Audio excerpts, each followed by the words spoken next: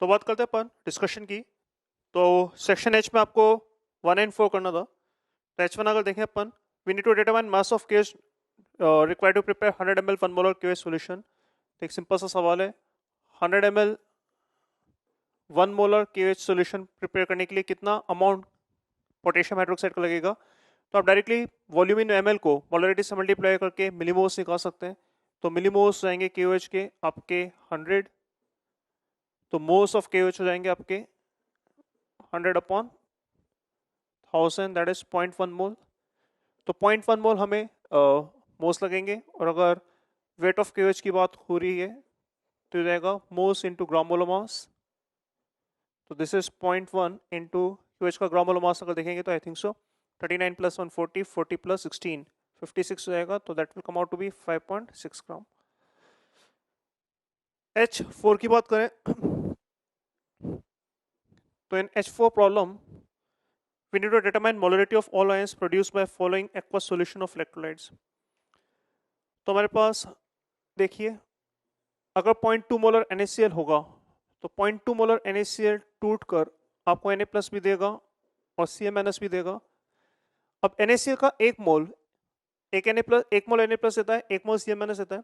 मान लेते हैं कि इसके अगर 0.2 मोल्स होते हैं, 1 लीटर सोल्यूशन होता और 0.2 मोल्स होते हैं, तो मोलरिटी 0.2 होती। तो अगर 0.2 मोल्स होते हैं तो Na प्लस के भी 0.2 मोल्स होते हैं, Cl- के भी 0.2 मोल्स होते हैं। तो जितने मोल NaCl के हैं उतने मोल्स Na प्लस के हैं, उतने मोल्स Cl- के हैं। अगर मोल्स सेम है तो उनकी मोलरिटी भी सेम रहेगी। तो हम बोल सकते हैं कि यहाँ पे Na प्लस की मोलरिटी 0.2 मोलर होगा, और जो Cl- होगा उसकी मोलरिटी 0.2 मोलर होगा। क्यों? क्योंकि जितने मोल NaCl के उतने मोल Na प्लस और Cl- के। सेकेंड केस में जैसे हमें दे रखा है 1.2 मोलर एल्यूमिनियम सल्फेट। अब ये टूटकर आपको एल्यूमिनियम देगा और ये टूटकर आपको सल्फेट भी देगा। पर आप देख सकते हैं कि 1 मोल एल्यूमिनियम सल्फेट से आपको 2 मोल एल्यूमिनियम मिलते हैं। तो जितने मोल एल्यूमिनियम सल्फेट के होंगे उसके डबल मोल्स एल्यूमिनियम के होंगे। तो अगर ये 1.2 मोलर है, मान लो 1.2 मोल्स है एल्यूमिनियम सल्फेट का, तो एल्यूमिनियम के मोल्स उसके डबल होंगे। तो एल्यूमिनियम की मोल्स अगर डबल होंगे तो कंसंट्रेशन भी डबल होगा, it will be 2.4 molar. I think सो आप देख सकते हैं, जितने मोल एल्यूमिनियम सल्फेट के उसके डबल मोल एल्यूमिनियम के, तो मोल्स डबल कंसंट्रेशन डबल। और जितने मोल एल्यूमिनियम सल्फेट के उसके 3 टाइम्स मोल होंगे सल्फेट के। तो अगर मोल 3 टाइम्स होंगे तो कंसंट्रेशन भी 3 टाइम्स हो जाएगा। तो ये सल्फेट का कंसंट्रेशन हो जाएगा आपका 3.6 मोलर। सिमिलरली आपको दे रखा है 1.2 मोलर H2SO4। तो 1.2 मोलर H2SO4 टूट कर आपको H प्लस और सल्फेट देगा। H प्लस कितना होगा? जितना सल्फ्यूरिक एसिड होता है इसका 2 गुना या डबल आपका H प्लस होगा, क्योंकि एक मोलिक्यूल से आपको 2 मोलिक्यूल या 2 आयंस मिल रहे हैं H प्लस के। एक मोलिक्यूल से अगर 2 आयंस मिलेंगे H प्लस के, तो एक मोल से आपको 2 मोल H प्लस मिलेगा। तो जितने मोल सल्फ्यूरिक एसिड के उसके डबल मोल H प्लस आयन के। तो जो कंसंट्रेशन सल्फ्यूरिक एसिड का होगा उसका डबल कंसंट्रेशन H प्लस का होगा, तो ये जाएगा आपका 2.4 मोलर। एंड एक मोल H2SO4 will give 1 mole sulphate. तो जितने मोल H2SO4 के उतने मोल सल्फेट के। तो जो कंसंट्रेशन H2SO4 का वही कंसंट्रेशन सल्फेट का होगा, तो ये भी होगा आपका 1.2 मोलर। एंड एक और केस अपने पास 2.1 मोलर मैग्नीशियम क्लोराइड, वो भी देख लेते हैं यहाँ पर। तो लेट्स अपने पास 2.1 मोलर मैग्नीशियम क्लोराइड है। तो ये अगेन मैग्नीशियम भी देगा और ये अगेन हमें Cl- भी देगा। और कंसंट्रेशन कितनी होंगी? तो मैग्नीशियम क्लोराइड का एक मोल आपको 1 मोल मैग्नीशियम देगा। तो जितने मोल मैग्नीशियम क्लोराइड उतने मोल मैग्नीशियम, तो कंसंट्रेशन भी सेम रहेगा 2.1 मोलर। तो मैग्नीशियम क्लोराइड का एक मोल आपको 2 मोल Cl- देता है। तो जितने मोल मैग्नीशियम क्लोराइड के उसके डबल मोल होंगे Cl- के। अगर मोल्स डबल तो कंसंट्रेशन भी डबल, तो ये जाएगा आपका 4.2 मोलर। इस तरह से अपन सभी इंडिविजुअल आयंस का कंसंट्रेशन निकाल सकते हैं। तो सेक्शन ए की बात करते हैं बेटा। सेक्शन ए के अंदर सबसे पहले अपन बात करें I1 का। तो I1 प्रॉब्लम्स के अंदर हमसे पूछा जा रहा है Cl- concentration of solution which is obtained by mixing 1 mole this and this in 500 ml water। तो 500 ml पानी अपने पास, और इसमें बेरियम क्लोराइड, NaCl और HCl, इन सब का अमाउंट आप ऐड कर रहे हैं। और इन सब का मोल्स अगर देखें तो 1 1 एंड 1। तो आप यहाँ से मोल्स और Cl- भी देख सकते हैं। इसके एक मोल से Cl- के 2 मोल्स मिलेंगे, इसके 1 मोल से CmNS के 1 मोल मिलेगा, इसके 1 मोल से CmNS का 1 मोल मिलेगा, तो जो मोल्स ऑफ CmNS आएंगे वो होंगे 4। तो मोल्स ऑफ CmNS पता है, वॉल्यूम पता है, कंसंट्रेशन ऑफ CmNS निकाल सकते हैं as moles upon volume in ml into 1000। तो देख सकते हैं this is 4/500 into 1000, that will simplify to 8 molar. बात करते हैं I2 का। I2 एक डिसेंट इनफ सवाल है, देखो इसको ध्यान से। What maximum volume of 3 molar KOH can be prepared by 1 liter of 1 molar KOH and 6 molar KOH solutions by using water? 1 liter each of 1 molar KOH and 6 molar KOH। हमारे पास दो solution है, 1 litre 1 molar KOH और एक और solution है जिसका volume भी 1 litre 6 molar KOH है। और हमारे पास पानी भी है अगर हम लोग पानी यूज करना चाहें। और हमें बनाना क्या है, हमें बनाना है maximum volume of 3 molar KOH solution. हमें बताना है कि फाइनली अपने पास 3 मोलर KOH सॉल्यूशन होगा और इसका वॉल्यूम हमें मैक्सिमाइज करना है। तो अगर सपोज मैं इन दोनों को डायरेक्टली मिक्स कर लूं तो क्या होगा, अगर आप यहां से देखें इनको, अगर मैं कंप्लीटली मिक्स करूं तो इसके मोल्स हो जाएंगे। वॉल्यूम को अगर मोलरिटी को वॉल्यूम लीटर से मल्टीप्लाई करें तो डायरेक्टली मोल्स हो जाएंगे, तो इसके मोल्स हो जाएंगे 1। मतलब ऐसा भी सोच सकते हैं कि 1 लीटर में अगर 1 मोलर है तो मोल्स आपके 1, और अगर 1 लीटर के करस्पॉन्डिंग 6 मोलर है तो यहाँ पे जो मोल्स होंगे KOH के वो हो जाएंगे 6। ऐसा भी बोल सकते हैं कि मोलरिटी को वॉल्यूम इन लीटर से मल्टीप्लाई करने पे मोल्स मिलता है, जैसे मोलरिटी को वॉल्यूम इन ml से मल्टीप्लाई करने पे मिलीमोल्स मिलता है, वैसे मोलरिटी को वॉल्यूम इन लीटर से मल्टीप्लाई करने पे आपको मोल्स मिलेगा। तो आप देख सकते हैं कि अगर इनको मैं डायरेक्टली मिक्स कर लेता तो डायरेक्टली मिक्स करने के बाद इसके मोल्स होते हैं 1, इसके मोल्स होते हैं 6, टोटल मोल होते हैं 7, टोटल मोल होते हैं 7 और वॉल्यूम कितना होता है 2 लीटर। तो मोल्स होते हैं 7 और वॉल्यूम होता है 2 लीटर। 2 लीटर में 7 मोल तो 1 लीटर में 3.5 मोल्स होते हैं। और अगर 1 लीटर में 3.5 मोल्स होते हैं तो मोलरिटी 3.5 मोलर होती है, जबकि हमें चाहिए कितनी 3 मोलर। समझ रहा है मैं क्या बोल रहा हूँ? अगर आप इनको मिक्स करेंगे तो आपके पास कंसंट्रेशन होगा 3.5 मोलर, और फिर उसमें आप पानी ऐड पानी ऐड करना मतलब डाइल्यूशन होता है, तो आप तब तक पानी ऐड करेंगे तब तक जब तक कंसंट्रेशन कम होते होते 3 मोलर ना रह जाए। तो आप इनको तो मिक्स कर ही लेंगे डायरेक्टली, इन दोनों को डायरेक्टली मिक्स कर लेंगे, पर इन दोनों को डायरेक्टली मिक्स करने के बाद आपके पास जो मोलरिटी होगा वो 3.5 होगा। तो पानी ऐड करेंगे ताकि कंसंट्रेशन कम हो जाए और मोलरिटी आपका 3 हो जाए।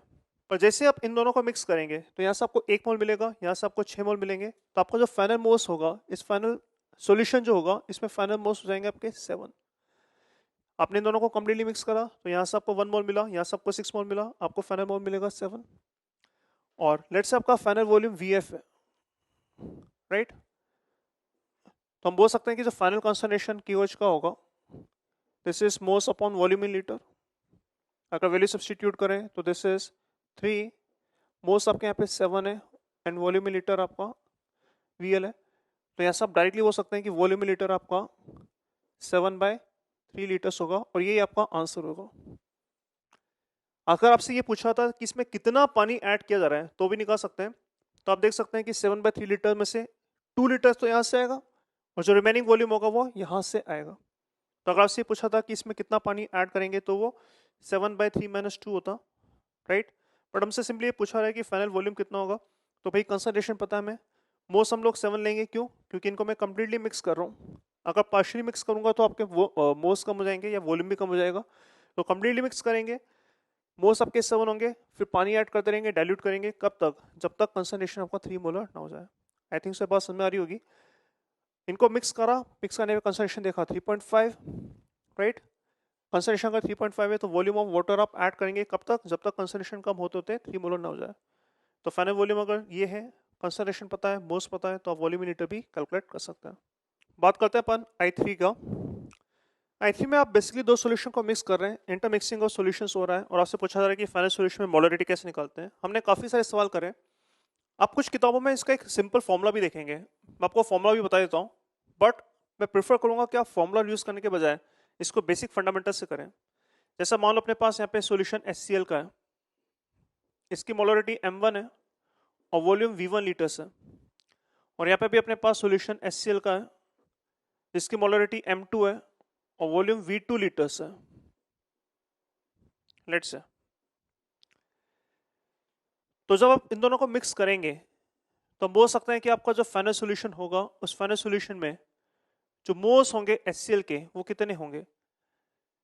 तो मोलरिटी M1 का मतलब होता है कि 1 लीटर में M1 मोल्स होंगे। तो V1 लीटर्स में कितने मोल होंगे? अगर 1 लीटर में M1 है तो V1 लीटर में आपको M1 V1 मिलेंगे। तो यहाँ से अपन बोल सकते हैं कि यहाँ से जो मोल्स आएंगे पहले से M1 V1, आप ऐसे ही बोल सकते हैं कि मोलरिटी को वॉल्यूम इन लीटर से मल्टीप्लाई करने पे डायरेक्टली मोल्स मिलते हैं। या ऐसा बोलो कि 1 लीटर में M1 मोल्स तो V लीटर्स में या V1 लीटर्स में M1 V1 इतने मोल्स। सिमिलरली नीचे से अगर देखेंगे मोलरिटी M2 है, कंसंट्रेशन और वॉल्यूम V2 है, तो नीचे से आपको मोल्स मिलेंगे M2 V2 और फाइनल वॉल्यूम हो जाएगा आपका V1 प्लस V2। तो हम बोल सकते हैं कि आपका जो फाइनल कंसंट्रेशन होगा HCl का ये हो जाएगा आपका M1 V1 plus M2 V2 upon upon V1 plus V2। ये फॉर्मूला कई किताबों में लिखा रहता है, कुछ लोग काफ़ी इसको प्रमोट करते हैं।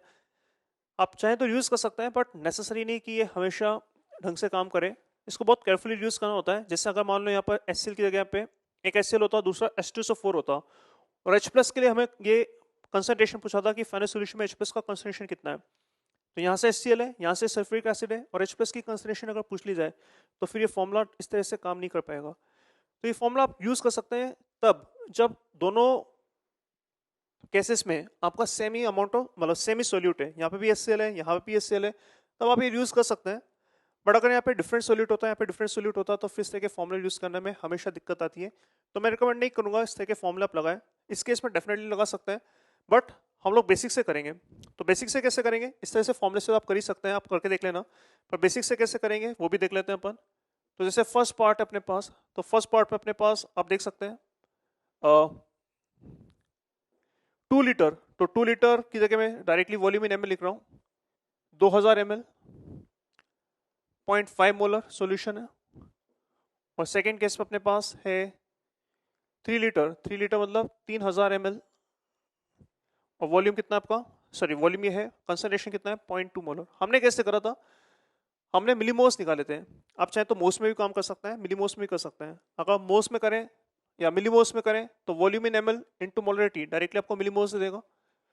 तो यहाँ से जो मिलीमोल्स आएंगे वो दिस इंटू दिस 1000 होंगे और यहाँ से जो मिलीमोल्स आएंगे वो दिस इंटू दिस कितना हो जाएगा 300 इंटू 2 दैट इज 600 हो जाएंगे। तो आपका जो फाइनल सॉल्यूशन होगा उसमें कंसंट्रेशन क्या होगा वो डिपेंड करता है मिलीमोल्स कितने, तो मिलीमोल्स हो जाएंगे आपके 1000 प्लस 600 ये हो जाएंगे 1600 और जो फाइनल वॉल्यूम होगा वो कितना होगा 2000 प्लस 3000 5000 ml। तो कंसंट्रेशन ऑफ HCl हम लोग लिख सकते हैं millimoles upon volume in ml, तो ये जाएगा आपका 1600 अपॉन 5000, तो दिस इज 16/50 और 32/100, तो दिस इज 0.32 मोलर। ये आपका फाइनल आंसर होगा। बाकी जो सेकंड थर्ड फोर्थ है एग्जैक्टली यही सवाल है, डाटा डिफरेंट है, बाकी करने का तरीका यही है। तो आप कर सकते हैं, देख सकते हैं, आप ये फॉर्मूला लगा के ही कर सकते हैं। आप देख लेंगे फॉर्मूला अगर लगाएंगे तो भी आंसर मैच कर जाएगा, बट हमें इस बेसिक फंडामेंटल से अगर करेंगे तो बहुत से प्रॉब्लम्स हो जाएंगे और हम लोग कहीं नहीं अटकेंगे, यहाँ पर हम लोग अटक सकते हैं। तो आपको डिसाइड करना है, मैं प्रेफर करूँगा इस तरह से आप प्रोसीड करें। तो बात करते हैं अपन एक्सरसाइज 1 सेक्शन H पार्ट 2 का।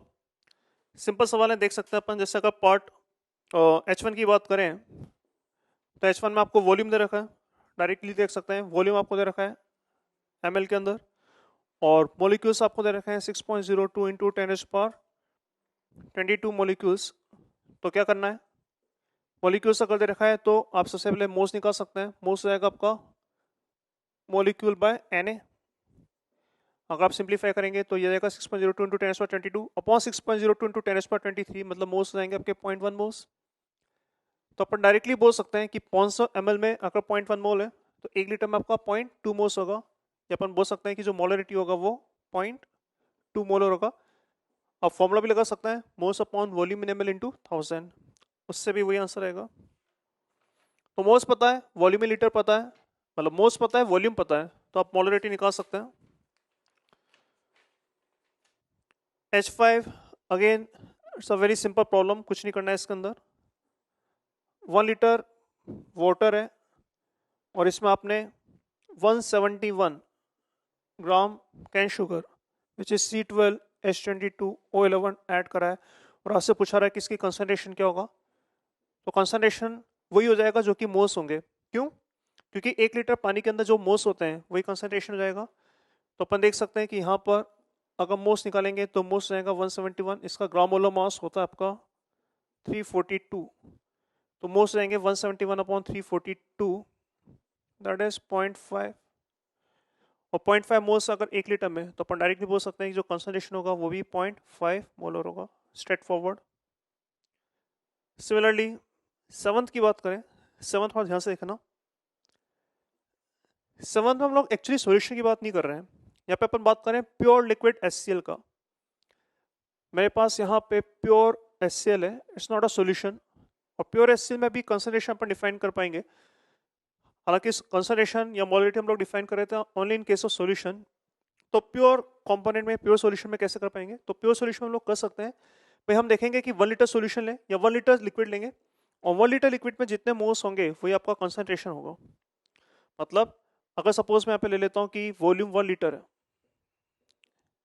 तो 1 लीटर का मतलब होगा कि 1000 ml है, और डेंसिटी ऑफ लिक्विड आपको दे रखा है एज 1.17 ग्राम पर सेंटीमीटर क्यूब या ग्राम पर ml। तो अगर वॉल्यूम पता है और डेंसिटी पता है, तो यहाँ से मैं बोल सकता हूँ कि आपका जो वेट ऑफ HCl सॉल्यूशन होगा या वेट ऑफ HCl होगा, प्योर HCl इनफैक्ट, वो जाएगा आपका दिस इंटू दिस 1170 ग्राम।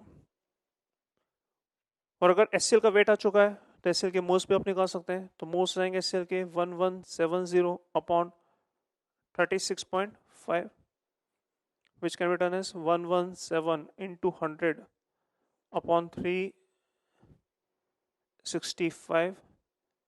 क्या कैलकुलेट क्या कैंसिल आउट होता है देख लेना अगर हो रहा है तो। जो भी है इतने मोल्स हैं, और यही आपका मोलरिटी ऑफ HCl ही होगा। मोलरिटी ऑफ HCl ही हो जाएगा 117 ये आपका मोलरिटी हो जाएगा। क्यों?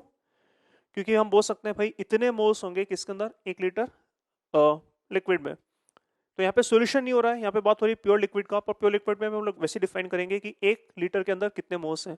1 लीटर में जितने मोल्स होंगे उसी को हम बोलेंगे मोलरिटी। तो अगर 1 लीटर है, रादर देन सॉल्यूशन यहाँ पे प्योर लिक्विड है, पर 1 लीटर में जितने मोल्स होंगे सेल को उसी को हम बोलेंगे मोलरिटी।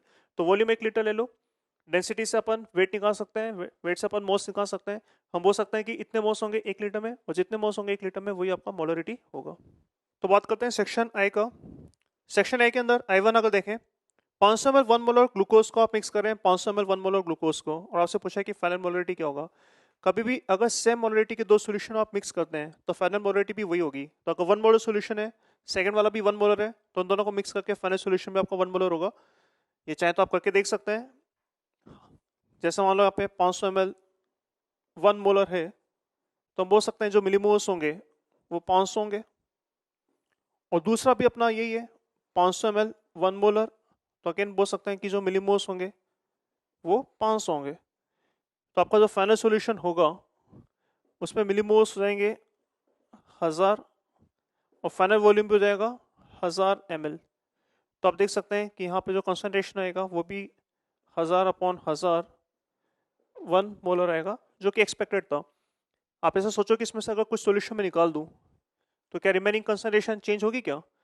आपके पास लेबोरेटरी में 1 मोलर सॉल्यूशन है, एक शीशी है जिसका 1 मोलर सॉल्यूशन है ना, मतलब एक शीशी में 1 मोलर HCl सॉल्यूशन है। अगर इसमें से कुछ पार्ट में विड्रॉ कर लूं तो क्या ऐसा हो सकता है कि बची हुई शीशी में आपका कंसंट्रेशन चेंज हो जाए? नहीं होता है।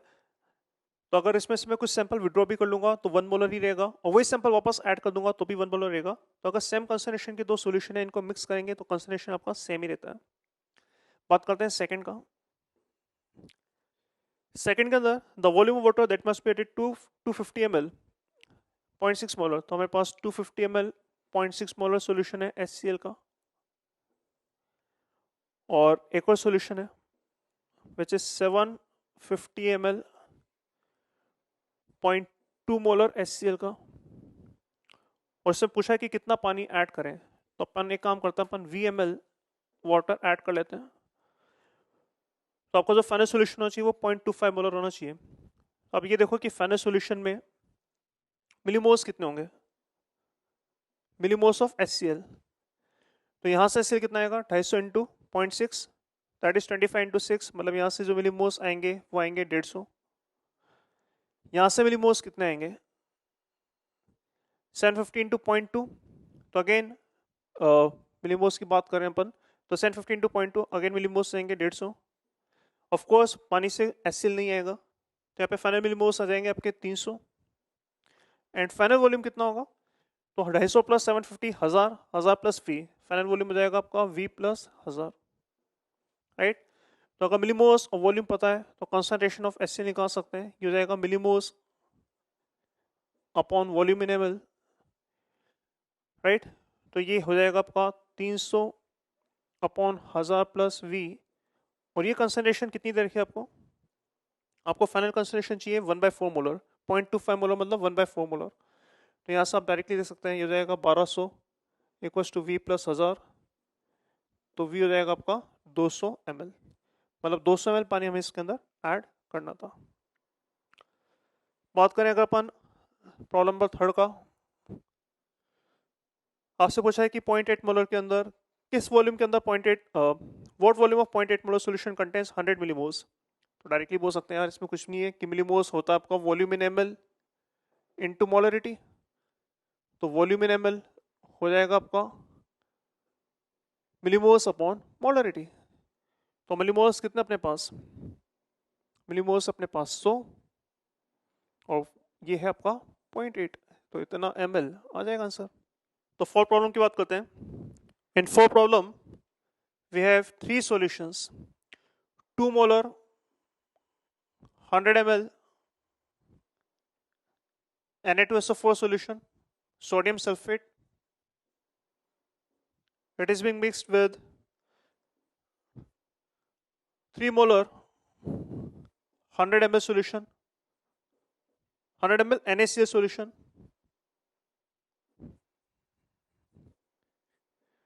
and it is mixed with another 1 molar 200 ml calcium chloride solution.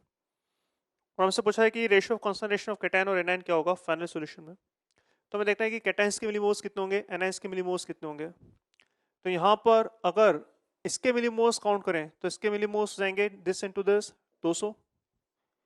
तो यहाँ से जो Na प्लस आएगा उसके मिलीमोल्स कितने होंगे, एक मॉलिक्यूल में 2 Na प्लस है तो इसके मिलीमोल्स होंगे 400, और सल्फेट के भी जो मिलीमोल्स होंगे ये हो जाएंगे आपके ये 200 ही रहेंगे। यहाँ पर अगर इसके मिलीमोल्स की बात करें तो इसके मिलीमोल्स रहेंगे दिस इनटू दिस, ये हो जाएंगे आपके 300। ये स्प्लिट कर Na प्लस के मिलीमोल्स भी देंगे 300, और जो Cl माइनस होगा इसके मिलीमोल्स भी होंगे 300। नीचे अगर अगेन इनके मिलीमोल्स की बात करें तो इसके मिलीमोल्स कैल्शियम क्लोराइड के होंगे दिस इनटू दिस, ये हो जाएंगे 200। अब इसमें जो कैल्शियम होगा इसके मिलीमोल्स कितने होंगे 200, क्योंकि एक कैल्शियम क्लोराइड से आपको एक कैल्शियम मिलता है। पर यहाँ से आपके जो Cl माइनस के मिलीमोल्स होंगे वो कितने होंगे 1 से 2, तो 200 के करस्पॉन्डिंग हो जाएंगे आपके 400। तो आपका जो फाइनल सॉल्यूशन होगा इसमें कैटायन के मिलीमोल्स कितने होंगे, तो कैटायन यहाँ से 400, यहाँ से 300 और यहाँ से 200, तो 400 300 और 200 कितने होते हैं 900 मिलीमोल्स रहेंगे कैटायन के। आप मिलीमोल्स काउंट कर रहे हो, और जो एनायन होगा उसके मिलीमोल्स कितने होंगे, तो यहाँ से आप देख सकते हैं 200, यहाँ से आप देख सकते हैं 300, और यहाँ से आप देख सकते हैं 400। तो अगेन 200 300 एंड 400, तो अगेन ये हो जाएगा आपका 900। तो दोनों के मिलीमोल्स सेम है, तो ऑफ कोर्स अगर दोनों के मिलीमोल्स सेम है end of course final volume भी दोनों का सेम है, तो मिलीमोल्स सेम है वॉल्यूम सेम है तो इनका कंसंट्रेशन भी सेम होगा। और अगर कंसंट्रेशन सेम होगा तो कंसंट्रेशन का जो रेशियो होगा वो आ जाएगा आपका, कौन सा सवाल था ये I4, तो कंसंट्रेशन का जो रेशियो हो जाएगा वो जाएगा आपका D1। क्यों, क्योंकि जितने कैटायंस हैं उतने एनायंस हैं, तो जो कंसंट्रेशन कैटायन का होगा वही कंसंट्रेशन आपका एनायन का भी होगा। बात करते हैं अगर 5th प्रॉब्लम का, तो 5वें सवाल में आपसे पूछा है कि कितना पानी ऐड करें अपन, सॉरी कितना वॉल्यूम 3 मोलर सल्फ्यूरिक एसिड का required to prepare 1 litre 1 molar solution. तो मान लो आपके पास 3 मोलर सॉल्यूशन है, इसका कितना वॉल्यूम लीटर्स में लें ताकि आपको फाइनली क्या मिल जाए, 1 लीटर 1 मोलर सॉल्यूशन मिल जाए। तो अगर यहाँ से आप ये बना रहे हैं तो ऑफ कोर्स आप यहाँ से देख सकते हैं कि यहाँ पे जो मोल्स ऑफ H2SO4 होंगे वो कितने होंगे 1, और अगर मोल्स ऑफ H2SO4 यहाँ पे 1 है तो यहाँ पे भी 1 ही होंगे। तो यहाँ पे अगर मोल्स 1 होंगे, 1 क्यों होंगे? क्योंकि यहाँ पे जो मोल्स आ रहे हैं वो यही से आ रहे हैं। तो मोल्स पता है, मोलरिटी पता है, तो वॉल्यूम लीटर निकाल सकते हैं। तो हम बोल सकते हैं कि जो मोलरिटी होगा, सल्फ्यूरिक एसिड था आपको ये, तो मोलरिटी और सल्फ्यूरिक एसिड जो हो जाएगा, ये हो जाएगा moles upon volume in litre, और ये हो जाएगा आपका 3 मोलर सॉल्यूशन। तो this is 1 upon V, this is 3, तो वी हो जाएगा आपका 1/3। काफ़ी आसान सवाल है, वापस बता रहा हूँ। आपसे पूछा है कि इसका कितना वॉल्यूम लें ताकि आपको ये मिल जाए। तो अगर यहाँ पे मोल्स 1 है तो यहाँ पे भी मोल्स 1 है। तो अगर मोल्स पता है, मोलरिटी पता है, तो वॉल्यूम इन लीटर भी आप इजीली निकाल सकते हैं। Moles upon volume in litre is molarity, इससे आप फिफ्थ भी कर सकते हैं। एंड देन छठे सवाल की अगर बात की जाए तो छठे सवाल के अंदर equal weight of NaCl and KCl are dissolve separately in equal volume और सॉल्यूशंस। तो मान लें यहाँ पे 1 लीटर सॉल्यूशन है और यहाँ पे भी 1 लीटर सॉल्यूशन था अपने पास, और यहाँ पे x ग्राम NaCl है, तो यहाँ पे अपने पास x ग्राम KCl होगा, यस है ना। तो हमसे पूछा है कि किसके करस्पॉन्डिंग मोलरिटी ज़्यादा होगा। तो भाई अगर वॉल्यूम सेम है तो जिस केस में मोल्स ज़्यादा होंगे उस केस में मोलरिटी ज़्यादा होगा। तो यहाँ पे मोल्स ऑफ NaCl क्या है, मोल्स ऑफ NaCl हो जाएंगे आपके x अपॉन 58.5, और यहाँ पर आपके जो मोल्स होंगे KCl के, ये हो जाएंगे आपके x अपॉन 39 प्लस 35.5, मतलब 74.5। तो किस केस में मोल्स ज़्यादा है? इस वाले केस में मोल्स कम है, इस वाले केस में मोल्स ज़्यादा है। जहाँ पे मोल्स ज़्यादा होंगे वहाँ पे मोलरिटी भी ज़्यादा होगा। यहाँ पे मोल्स कम है तो मोलरिटी कम होगा। तो हम बोल सकते हैं कि NaCl के मोल्स ज़्यादा है तो इसकी मोलरिटी भी ज़्यादा होगा। तो मोलरिटी किस केस में ज़्यादा होगा? It will be greater for NaCl। हमारे पास इक्वल वॉल्यूम ऑफ 2 सॉल्यूशंस है। One is 10% weight by volume of HCl and another is 10% weight by volume NaOH। Equal volume हम लोग लेके चल रहे हैं और आपसे पूछा रहा है कि मिक्स करने पे फाइनल सॉल्यूशन क्या होगा। तो फाइनल सॉल्यूशन देखो, ये एसिड है, ये बेस है। अगर इनके मोल्स सेम होंगे तो फाइनल सॉल्यूशन न्यूट्रल हो जाएगा। भाई एसिडिक होगा, सॉल्यूशन 3 टाइप के हो सकते हैं, या तो एसिडिक होगा, या बेसिक होगा, न्यूट्रल होगा। अगर इसका अमाउंट, अगर ये बच जाएगा, इसका अमाउंट ज़्यादा होगा तो एसिडिक होगा, अगर ये बच जाएगा, इसका अमाउंट ज़्यादा होगा तो बेसिक होगा, और अगर ये दोनों खत्म हो जाएंगे तो सॉल्यूशन अपना न्यूट्रल होगा। तो हमें देखना है कि इनके बीच में जब रिएक्शन होगा तो रिएक्शन के बाद कौन बचता है। एसिड बचेगा तो एसिडिक, NaOH बचेगा तो बेसिक, और अगर दोनों खत्म हो जाएंगे तो न्यूट्रल। इक्वल वॉल्यूम के लिए आप एक डाटा सिंपल ले लें, मान लेते हैं कि 100 ml ले लेते हैं। तो अगर ये 100 ml है तो ये भी 100 ml है, क्योंकि वॉल्यूम सेम है। 100 ml क्यों लिया? क्योंकि अगर आप 100 ml सॉल्यूशन ले लेंगे तो आप यहाँ पे HCl का वेट डायरेक्टली बोल सकते हैं 10 ग्राम, क्योंकि वेट बाय वॉल्यूम का मतलब ये होता है कि 100 ml में 10 ग्राम सॉल्यूशन होगा, सॉरी 10 ग्राम HCl होगा। 10% वेट बाय वॉल्यूम का मतलब होता है कि अगर मैं 100 ml सॉल्यूशन लेता हूँ तो 100 ml सॉल्यूशन के अंदर आपका 10 ग्राम HCl होगा। 100 ml सॉल्यूशन के करस्पॉन्डिंग 10 ग्राम HCl। सिमिलरली यहाँ पर NaOH का वेट भी 10 ग्राम आ जाएगा। वेट अगर आ गया तो HCl के मोल्स रहेंगे एज 10 अपॉन इसका ग्राम मोलर मास 36.5, और इसके मोल्स रहेंगे आपके 10 अपॉन ग्राम मोलर मास 40। तो किसके मोल्स ज़्यादा हैं? ऑफ कोर्स आप देख सकते हैं अगर डिनोमिनेटर छोटा है तो इसके मोल्स ज़्यादा होंगे। अब रिएक्शन ये होता है कि HCl NaOH के साथ रिएक्ट कर कर NaCl और पानी बना रहा है, राइट। आप देख सकते हैं कि इसके मोल्स आपके 10 अपॉन 36.5 है और इसके मोल्स आपके 10/40 है। इसके मोल्स कम है तो ये आपका LR है, ये खत्म हो जाएगा। HCl आपका एक्सेस है, तो फाइनल सॉल्यूशन में आपके पास HCl बचेगा, और अगर फाइनल सॉल्यूशन में HCl बचेगा तो हम डेफिनेटली बोल सकते हैं कि सॉल्यूशन आपका एसिडिक होगा। In 19th problem, we have been asked what volume of 0.2 molar sulfuric acid should be mixed with 40 ml 0.1 molar NaOH such that the resulting solution has concentration of sulfuric acid as 6/55। क्या बोल रहा है, एक बार लिख लेते हैं। तो हमारे पास सल्फ्यूरिक एसिड का एक सॉल्यूशन है विच इज 0.2 मोलर और इसका वॉल्यूम हमसे पूछा रहा है तो वॉल्यूम VML मान लेते हैं। और इसको मैं मिक्स कर रहा हूँ किसके साथ, एक दूसरे सॉल्यूशन के साथ, which is 40 ml 0.1 molar NaOH, such that final solution has the concentration of H2SO4 6/55 molar. तो हमसे पूछा रहा है कि ये V कितना होगा।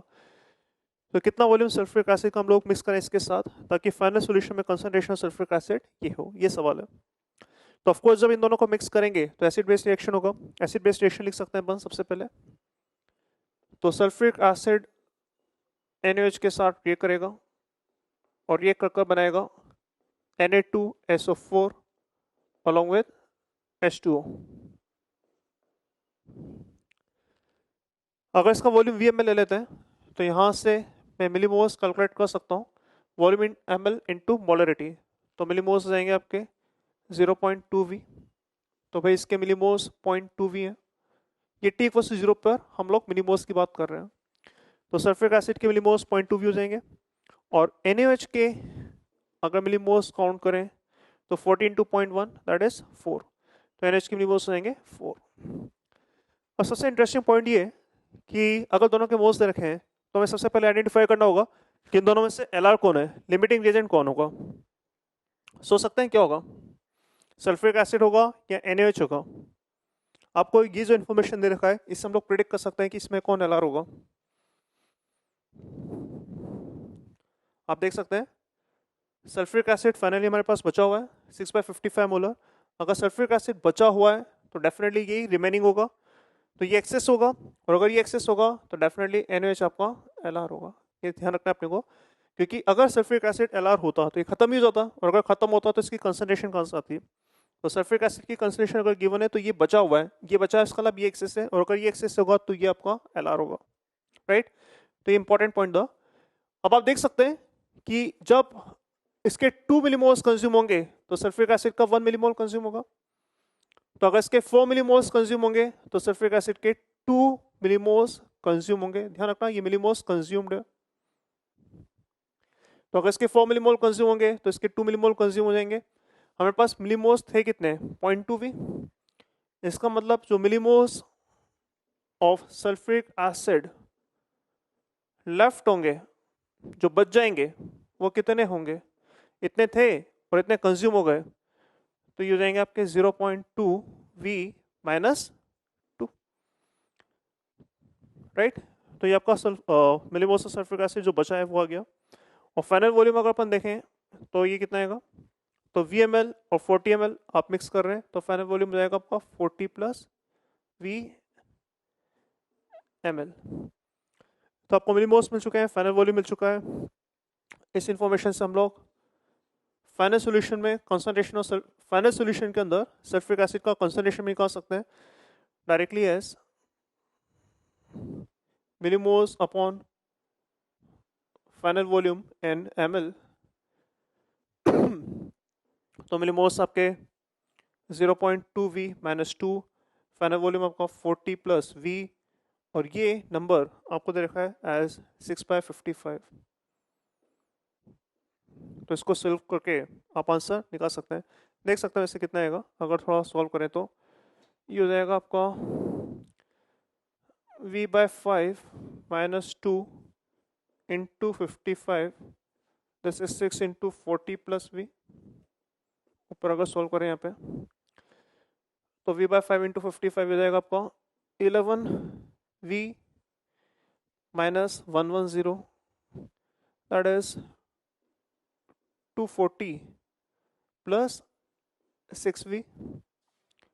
तो यहाँ पे अगर ले गए तो 5V हो जाएगा आपका एज 350, और अगर ऐसा है तो V हो जाएगा आपका 70 ml।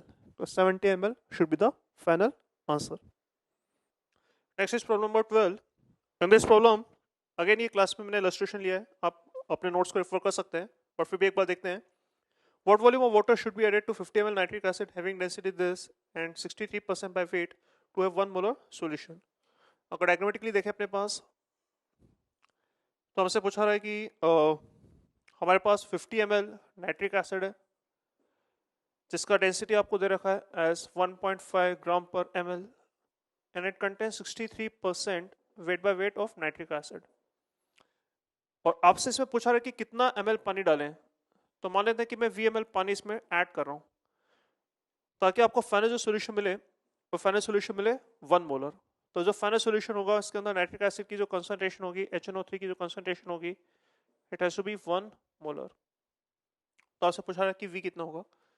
ऑफ कोर्स हम ये देख सकते हैं कि जो फाइनल वॉल्यूम होगा वो कितना होगा। तो अगर 50 ml है और VML आप ऐड करेंगे तो यहाँ पे आपका जो फाइनल वॉल्यूम होगा वो जाएगा 50 प्लस VML। लॉजिक क्या है? लॉजिक ये है कि पानी ऐड करने से नाइट्रिक एसिड का अमाउंट चेंज नहीं होगा। अगर आप पानी कितना भी ऐड करें तो नाइट्रिक एसिड की जो मोल्स होंगे वो चेंज नहीं होंगे।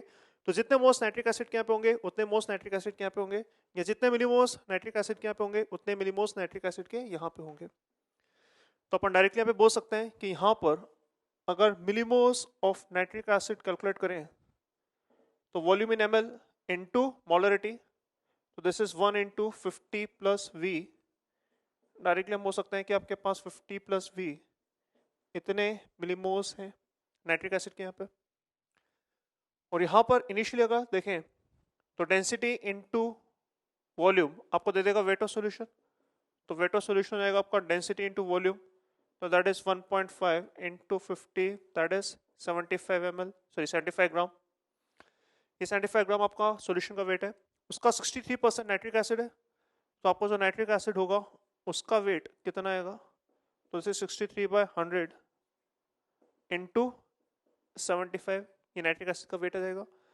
अगर इसका वेट आ चुका है तो आप इसके मोल्स निकाल सकते हैं। तो मोल्स ऑफ नाइट्रिक एसिड आ जाएंगे आपके 63 इंटू 75/100।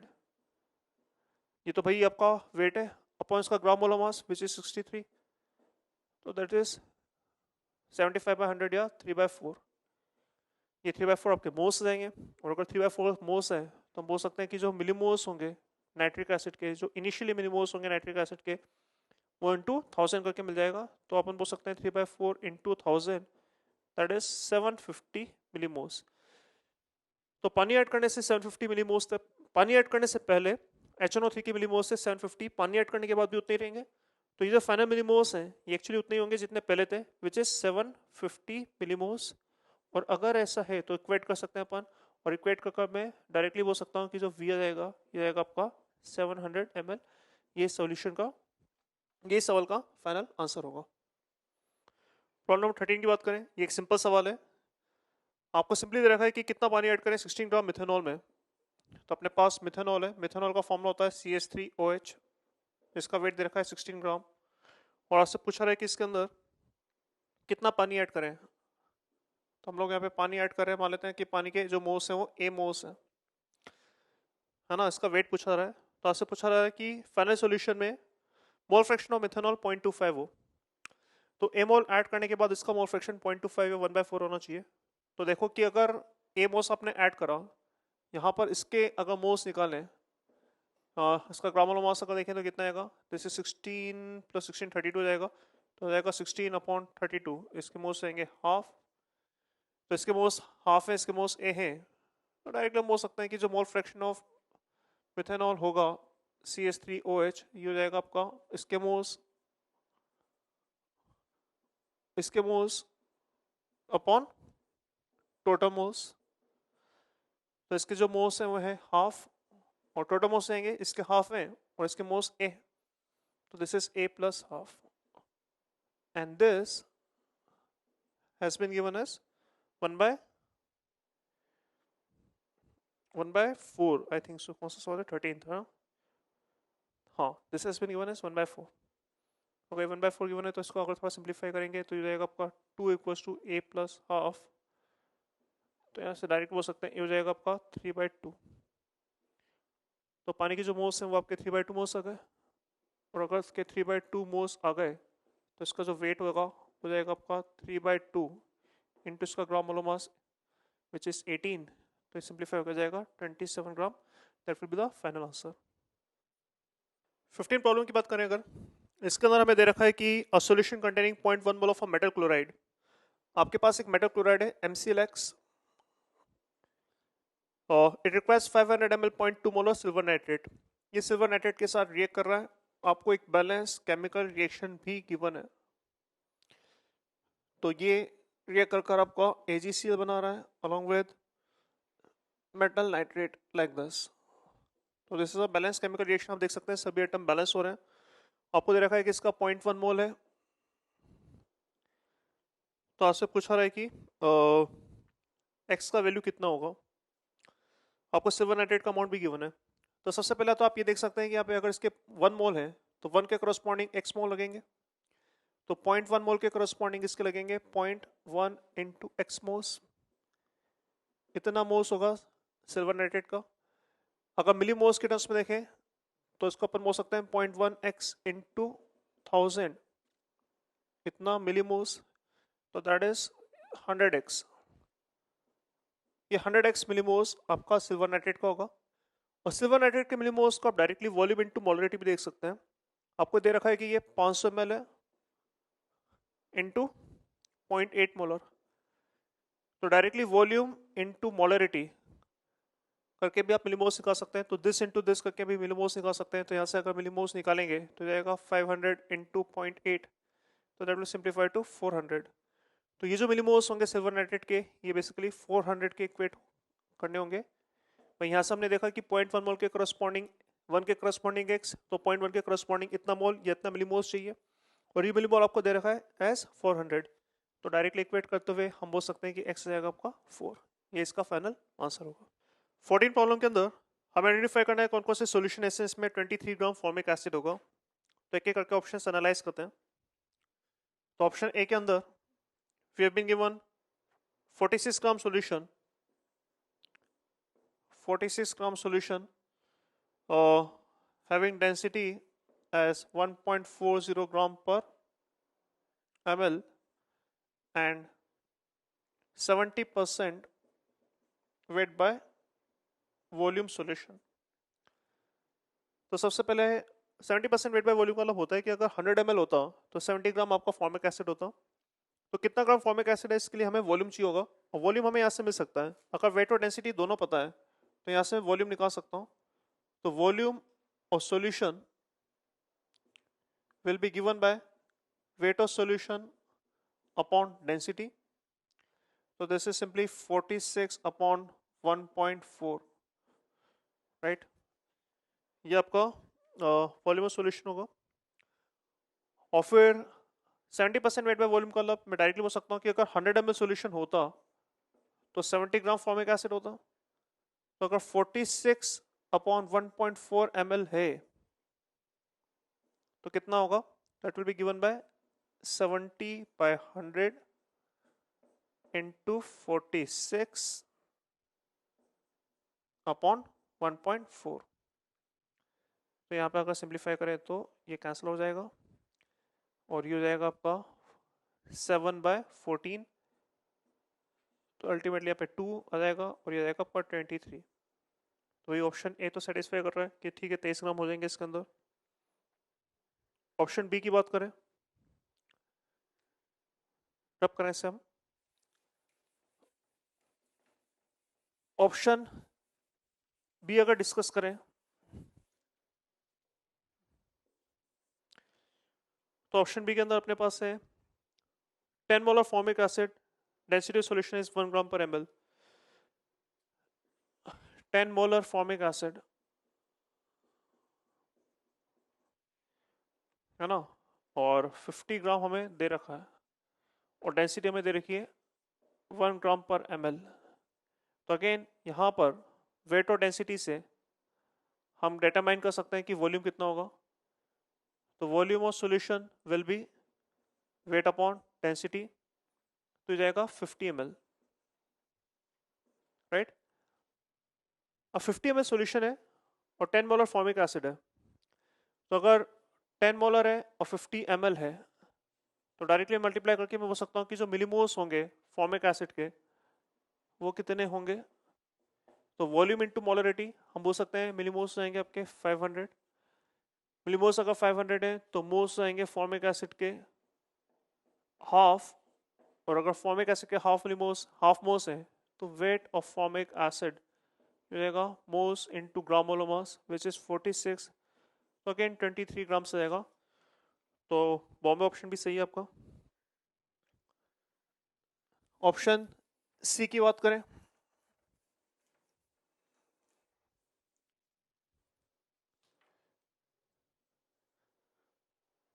तो ऑप्शन सी में अपने पास है 25% वेट बाय वेट 50 ग्राम, तो 50 ग्राम सॉल्यूशन है अपने पास और 25% वेट बाय वेट है।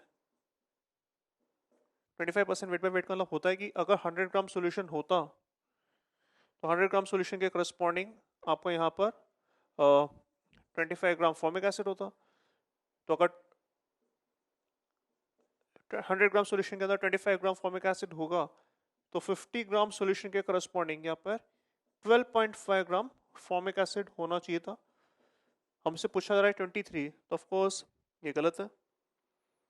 और ऑप्शन डी की बात करें अपन, तो ऑप्शन डी में अपने पास है 46 gram of 5 molar formic acid. ये कुछ वैसे ही है जैसे ऑप्शन सी है, फिर भी देख लेते हैं। 5 molar formic acid 46 gram solution है और डेंसिटी हमें दे रखा है 1 ग्राम पर ml। तो अगेन आपको अगर डेंसिटी दे रखी है और वेट दे रखा है तो यहाँ से मैं निकाल सकता हूँ वॉल्यूम ऑफ सॉल्यूशन। तो वॉल्यूम ऑफ सॉल्यूशन हो जाएगा आपका weight of solution upon density, तो दैट विल बी 46 अपॉन 1, तो हो जाएगा 46 ml। तो 46 ml आपका सॉल्यूशन हो जाएगा और 5 मोलर है, तो अगर मोलरिटी पता है, वॉल्यूम इन ml पता है, तो डायरेक्टली मल्टीप्लाई करके मैं बोल सकता हूँ कि जो मिलीमोल्स होंगे फॉर्मिक एसिड के वो जाएंगे molarity which is 5 into density, sorry molarity which is 5 into volume in ml which is 46। यहाँ पे मिलीमोल्स जाएंगे आपके कितने, 223 मिलीमोल्स जाएंगे।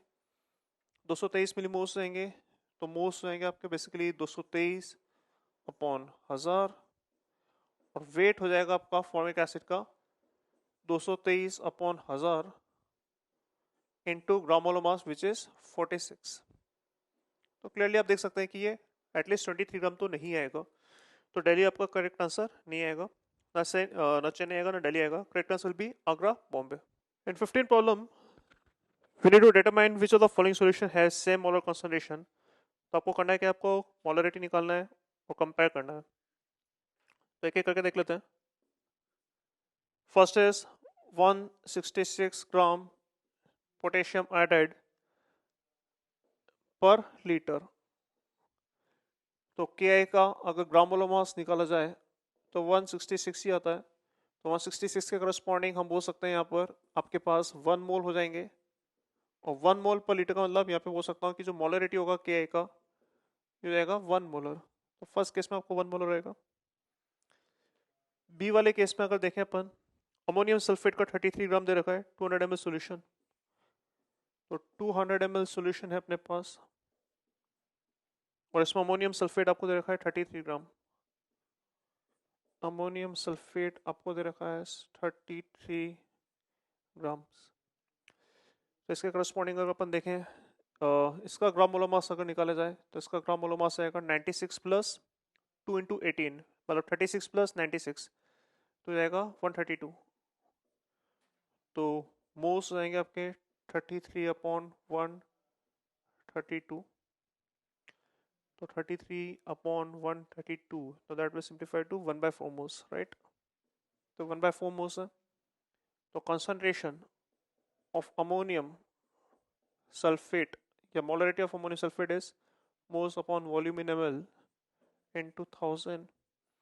तो moles is 1/4 upon volume in ml is 200 into 1000, तो जाएगा 5 टाइम्स और ये जाएगा आपका 5/4 मोलर।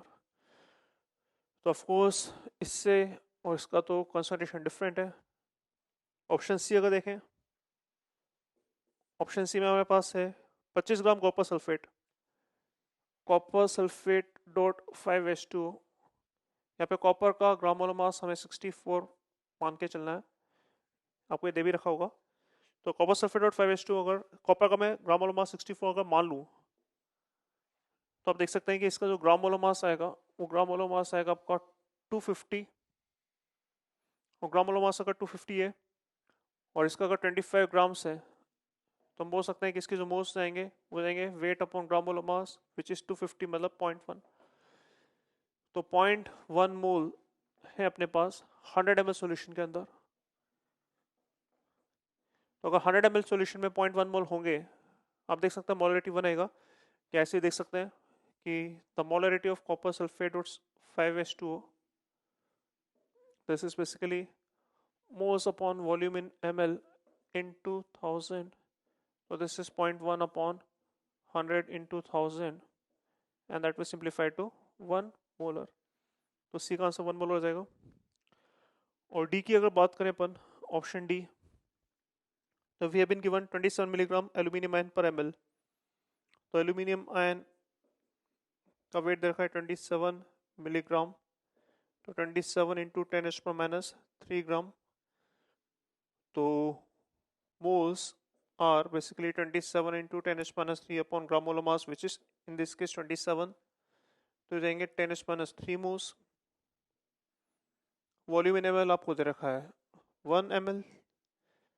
तो again concentration of aluminium ion की अगर बात करें तो जाएगा आपका moles upon volume in ml into 1000। तो मोल्स आपको दे रखा है 10⁻³ upon volume in ml is 1 into 1000, तो that will be again 1 molar. तो देख सकते हैं ऑप्शन ए में 1 मोलर है, बी में 5/4 मोलर है, सी में 1 मोलर है और डेरी में भी 1 मोलर है। तो तीन ऑप्शन में आपका 1 मोलर है, इन विच आगरा, चेन्नई, दिल्ली, इनमें कंसंट्रेशन 1 मोलर है। तो ये तीन ऑप्शन ऐसे होंगे जिसमें सेम आंसर आएगा या सेम कंसंट्रेशन होगा, तो ये आपका उत्तर होगा Agra, Chennai and Delhi. ACD will be the right answer. 17 problem की बात करते हैं अपन। In 17 problem, equal volume of two solutions. We have been given two solution, 0.1 molar NaCl and 0.1 molar ferrous chloride, sorry, और इनका इक्वल वॉल्यूम हम लोग लेकर मिक्स कर रहे हैं। तो आपसे पूछा रहा है कि फाइनल सॉल्यूशन का कंसंट्रेशन क्या होगा सबका। तो मान लेते हैं कि अगर यहाँ पे मैं VML ले रहा हूँ तो यहाँ पे भी VML होगा। तो यहाँ पे मैं बोल सकता हूँ कि जो मिलीमोल्स होंगे NaCl के हो जाएंगे 0.1V, और यहाँ से जो मिलीमोल्स होंगे FeCl2 के ये भी होंगे 0.1V। तो यहाँ सब बोल सकते हैं कि जो मिलीमोल्स होंगे Na+ के ये 0.1V, यहाँ से जो मिलीमोल्स होंगे आपके Cl- के